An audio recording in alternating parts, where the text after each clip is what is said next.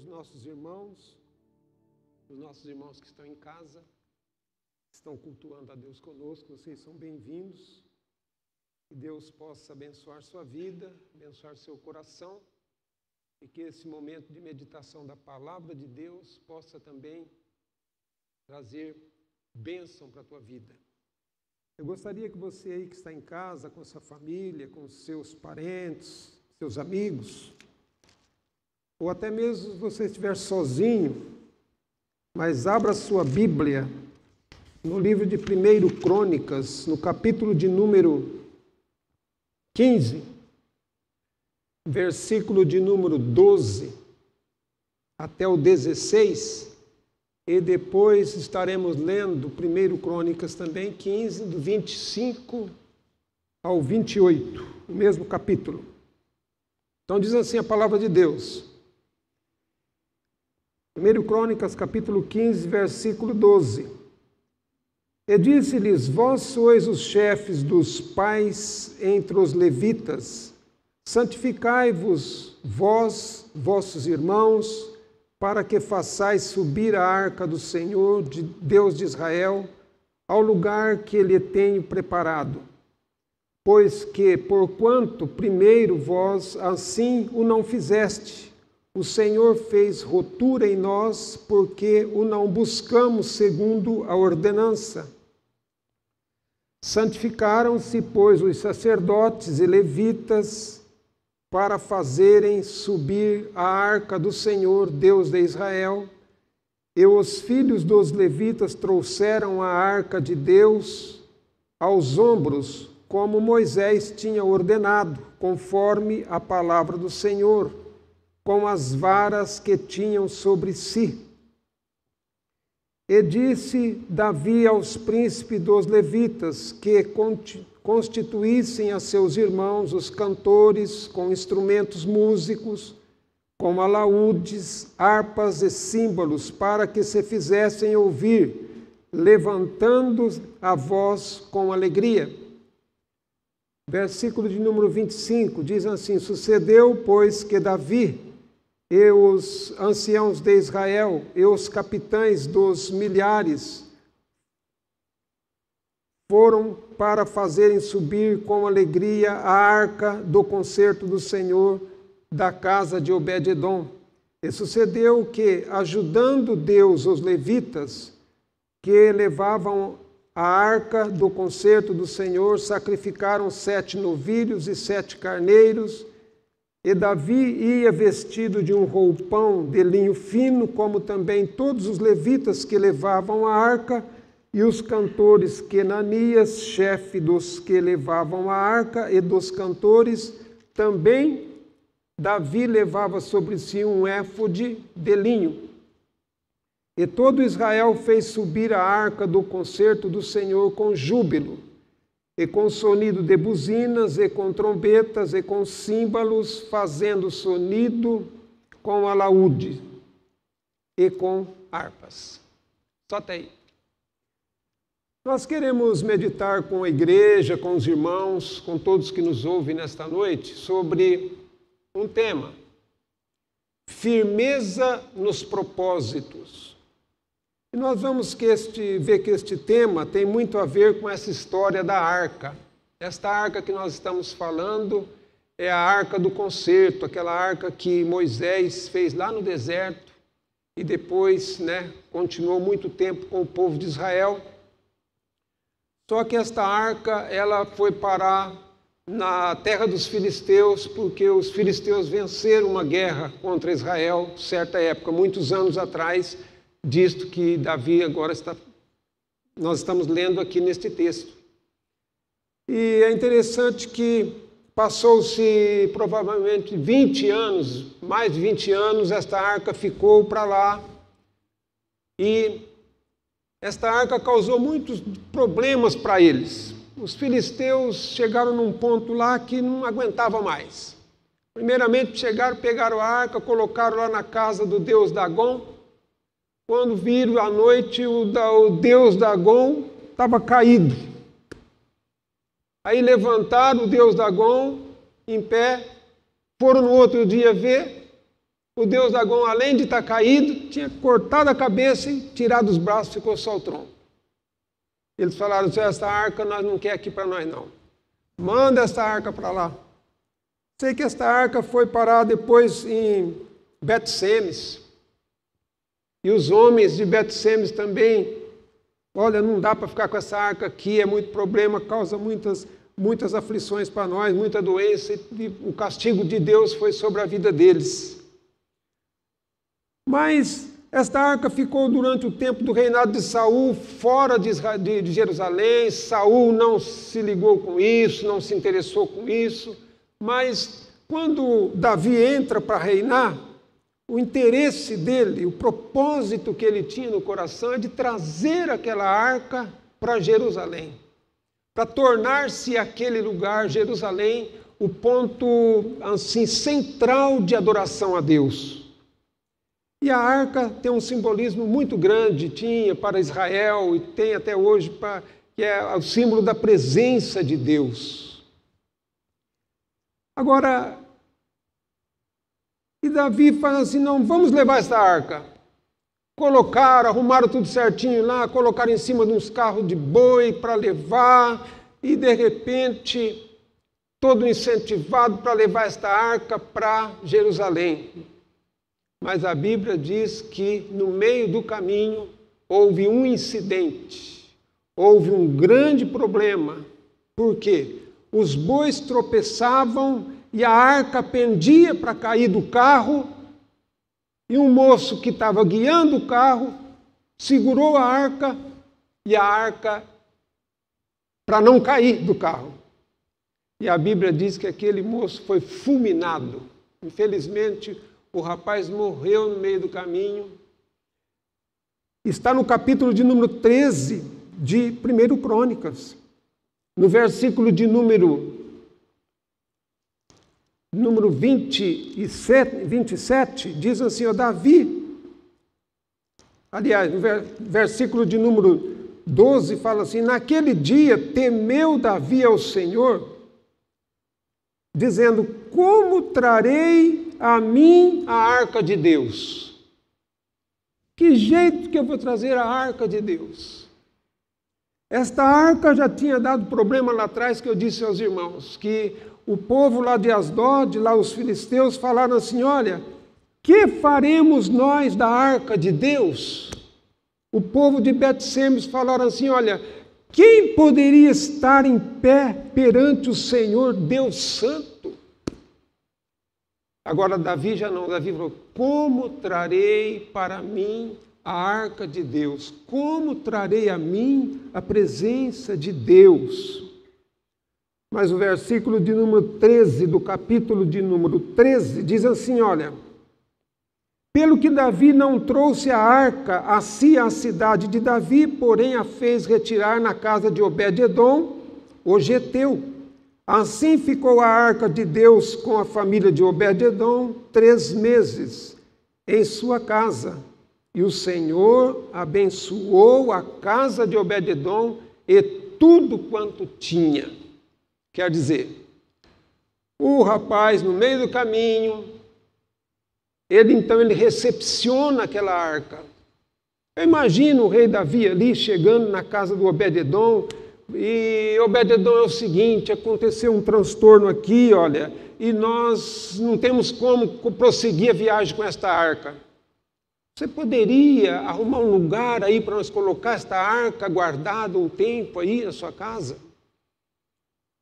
O Obed-edom, né, quem sabe, podia até pensar assim, puxa vida, essa arca já deu tanto problema lá atrás, eu trazer aqui para minha casa, e os meus filhos, como é que vai ficar? De repente meus filhos tocam a mão nesta arca, como é que vai ficar? Ele falou, não, pode trazer para cá, põe num lugarzinho. Quem sabe, Obed-edom recomendou a todos os seus filhos, todas as pessoas que ali circulavam, falou assim, vocês não toquem nesta arca. De modo, irmãos, que a Bíblia diz assim, que Obed-edom, a arca ficou 3 meses na casa dele e abençoou a sua casa e tudo quanto ele tinha. É interessante. A arca havia ficado 20 anos no outro lugar, nenhuma bênção, só problema para aquele povo. Mas agora, para este homem, Obed-edom, a Bíblia fala assim que Deus abençoou toda a sua casa. Glória a Deus. Pois bem, meus irmãos, eu estava dizendo aos irmãos que o tema da nossa palavra nesta noite é firmeza nos propósitos. Davi, com tudo isto, ele estava firme no seu propósito. Não, eu preciso de levar esta arca para Jerusalém. Alguém poderia dizer assim, não, mas você já causou a morte de um rapaz. Eu quero levar esta arca para Jerusalém. Os propósitos de Davi, gente, era firme. Você pode observar lá no começo, Davi, quando foi enfrentar o Golias, o irmão dele falou, o que você está fazendo aqui, rapaz? Você deveria estar lá cuidando das ovelhas, aquele poucos rebanhos teus lá, o que você está fazendo aqui? O Eliabe falou isso para ele, e ele falou assim, não, eu tenho um propósito. Este gigante está afrontando o meu Deus, não vai ficar assim não. E foi lá e derrubou o gigante, conforme nós conhecemos. O Eliabe, o irmão dele, a Bíblia nunca mais cita o nome dele. Ó, desapareceu o nome dele. Mas Davi é diferente. A Bíblia fala que o nome de Davi é lembrado até no céu. Né? Quando Jesus falou assim, ó, eu sou a raiz e a geração de Davi.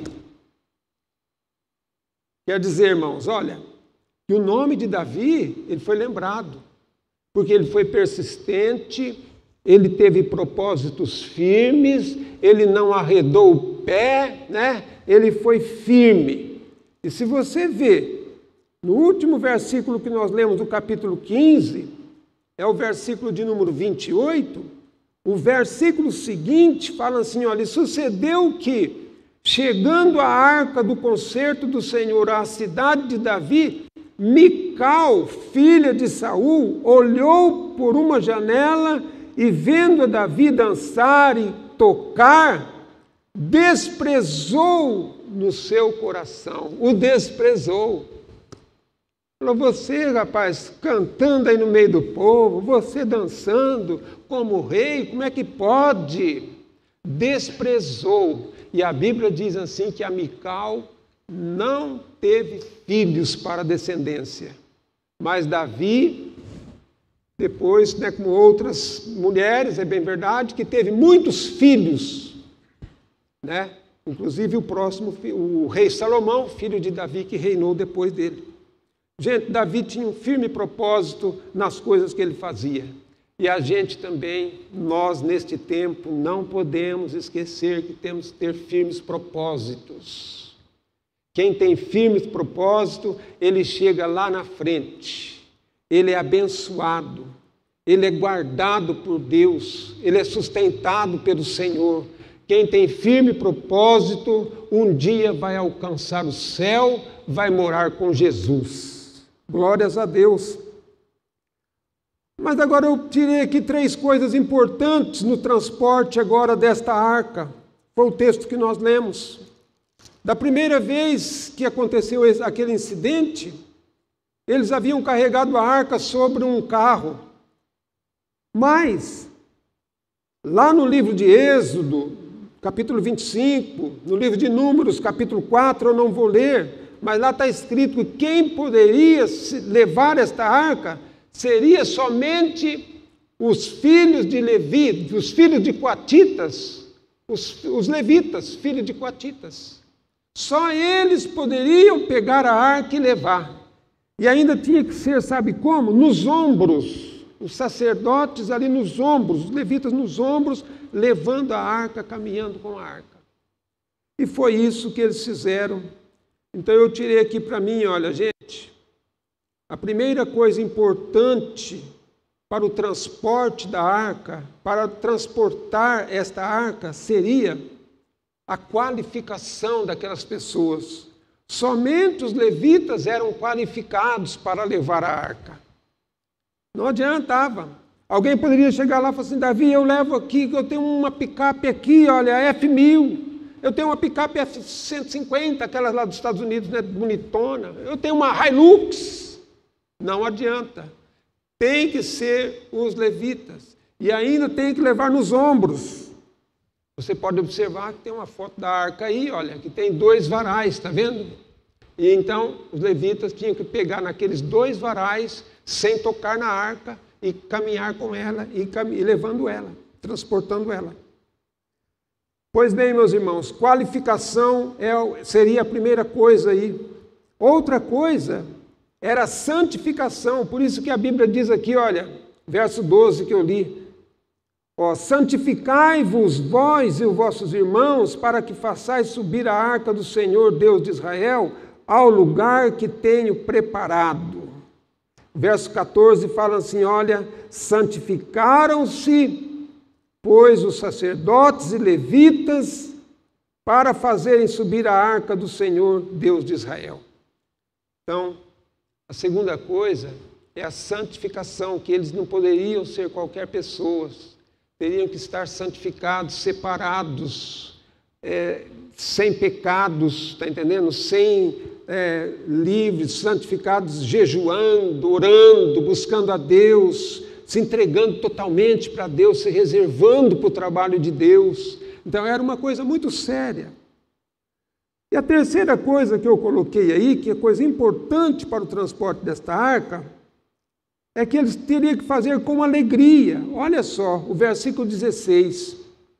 E disse Davi aos principais, os príncipes dos levitas, que constituíssem os seus irmãos, os cantores com instrumentos músicos, com alaúdes, harpas, símbolos, para que se fizessem ouvir, levantando a voz com alegria. Eu glorifico a Deus, amados irmãos, sabe por quê? Na igreja IBC, o grupo de louvor, o ministério de louvor, está aqui, cantando com alegria. A alegria do Senhor é a nossa força. E esta alegria contagia toda a igreja, contagia você que está na sua casa. Esta alegria é impregnada em nosso coração e nós somos transformados, ficamos mudados, ficamos felizes. Então, esse pessoal aqui que foram levar esta arca, eles foram com alegria. A Bíblia diz aqui que Davi ia até dançando. Eu não sei como, né? Mas ia dançando na presença de Deus. Gente, isso também fala que a gente também, nós não somos os carregadores desta arca, mas nós, hoje, como filhos de Deus, como servos de Deus, salvos na pessoa de Jesus, nós temos a incumbência de levar a presença de Deus por esta vida, por este mundo. Carregar a presença de Deus é responsabilidade, é compromisso. Carregar a presença de Deus é andar na presença de Deus e o povo enxergar que Deus está na tua vida. É levar a presença de Deus, é carregar esta arca, é com responsabilidade, é com planejamento, é com organização. Você pode olhar aqui que o Davi colocou aqui as pessoas que tocavam símbolos, tocavam alaúdes, tocavam harpas, aqueles que cantavam, diz aqui o versículo de número 22, e que Ananias, príncipe dos levitas, tinha o cargo de entoar o canto, ensinava-os a entoá-lo, porque era entendido nisso. Ele era entendido nisso. Aqui, glórias a Deus, tem o Hamilton entendido nisso, tem os irmãos aqui que tocam entendido nisso, os que cantam entendido nisso. Não põe eu para cantar, não, porque não vai dar certo. Mas, irmãos, você vê que a organização, a bênção de Deus vem. Olha só, se é tudo organizado, olha o que acontece. O versículo de número 26, olha. Sucedeu que, ajudando Deus os levitas, quando é tudo organizado, quando é tudo planejado, quando é tudo bem feito, Deus ajuda nós, ajudando Deus os levitas a levarem a arca. Meu irmão, minha irmã, mesmo nós estamos fazendo as coisas certas, corretas, nós não podemos nos esquecer que nós precisamos da ajuda de Deus. E Deus é o nosso ajudador. Deus está pronto para nos ajudar. Agora eu fiquei pensando aqui, irmãos, os nossos propósitos, né? E nós? Qual é o nosso propósito? O nosso maior propósito não podem ser só propósitos terrenos. Eu estava lendo agora, eu vou abrir só um parênteses, porque eu vou falar de um outro personagem, que é o Jó, no capítulo de número 19.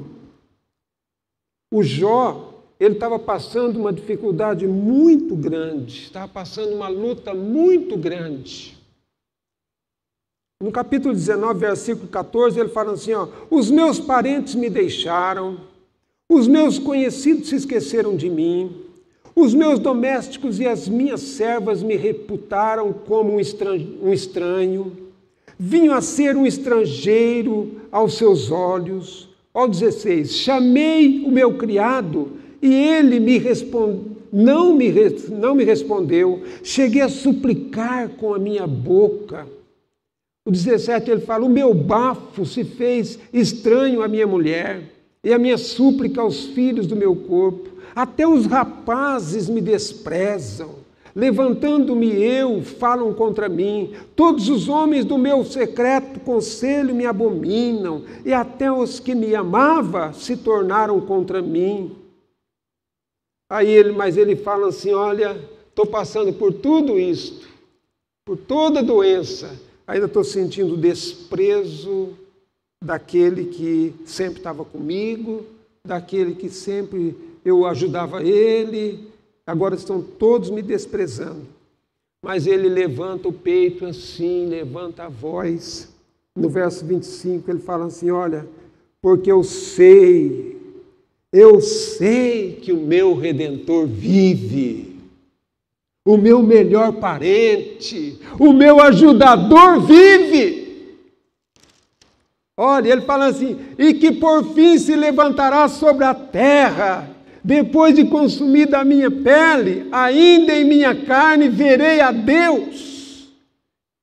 Que esperança maravilhosa, que segurança, que propósito de servir a Deus. Aí ele fala assim no 27, olha, vê-lo-ei por mim mesmo, os meus olhos, e não outros o verão. Que esperança gloriosa tinha Jó, que propósito firme de servir a Deus, que propósito firme de honrar a Deus, de buscar a palavra de Deus. No capítulo 23, por exemplo, também de Jó mesmo, ele fala assim, olha, versículo de número 10, ele fala assim, olha, mas ele sabe o meu caminho, prove-me e sairei como ouro, nas suas pisadas os meus pés se firmaram, guardei o seu caminho e não me desviei dele, do preceito dos seus lábios nunca me apartei, as palavras da sua boca prezei mais do que o meu alimento. Glórias a Deus. Olha, ele fala assim, ó, mas se ele está contra alguém, quem então o desviará? E o que a sua alma quiser, isso fará. Então Jó tinha uma dependência total de Deus, tá? Ele amava a palavra de Deus. Ele fala assim que, olha, do preceito dos seus lábios nunca me apartei. As palavras da sua boca prezei mais do que um prato de comida. Glórias a Deus. Por isso que a palavra de Deus fala aqui, né? A palavra do Senhor é o pão que desceu do céu, é alimento para nós.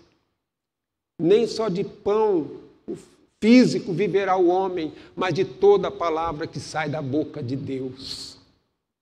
Gente, Os nossos propósitos têm que ser eternos. Os nossos propósitos têm que ser firmes. Jó, capítulo 22, verso 28, ele fala assim, olha, determinando tu algum negócio, ser-te-á firme e a luz brilhará em teus caminhos. Se estiver determinando tu alguma coisa, fica firme, porque a luz vai brilhar em teus caminhos.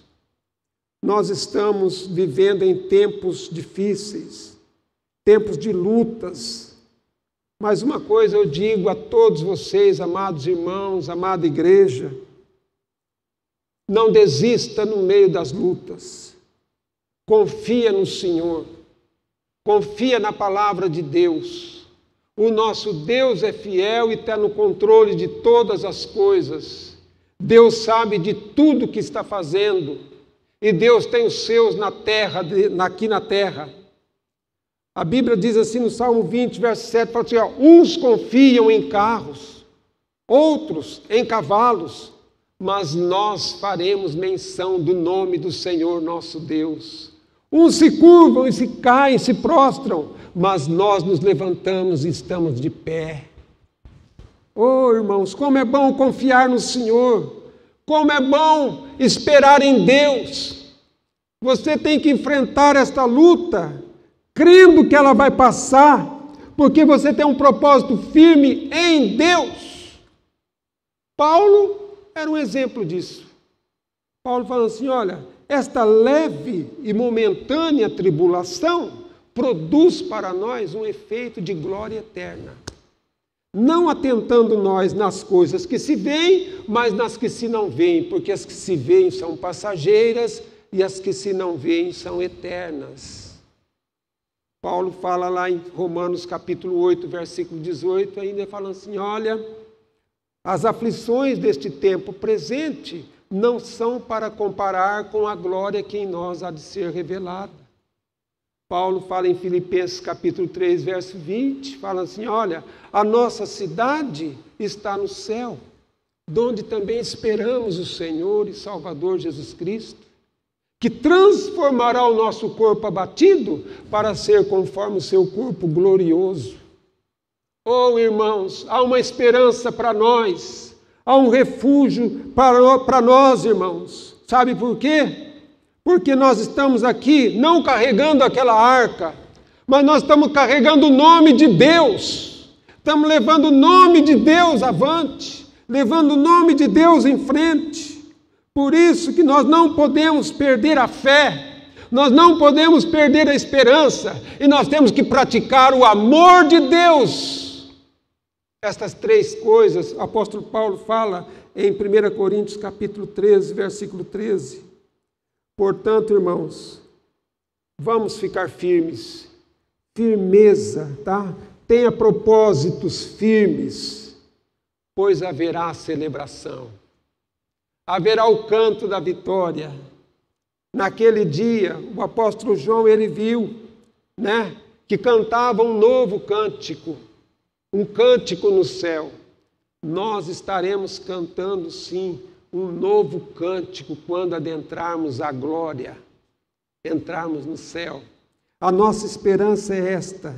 Estamos caminhando aqui, portanto, podemos até errar em alguns momentos da vida, mas saiba que Deus sempre está dando chance para nós nos consertar e fazer a coisa certa, e o nome dele vai ser glorificado, e nós vamos chegar lá do outro lado em vitória, em nome de Jesus. Que Deus possa abençoar a tua vida, viu?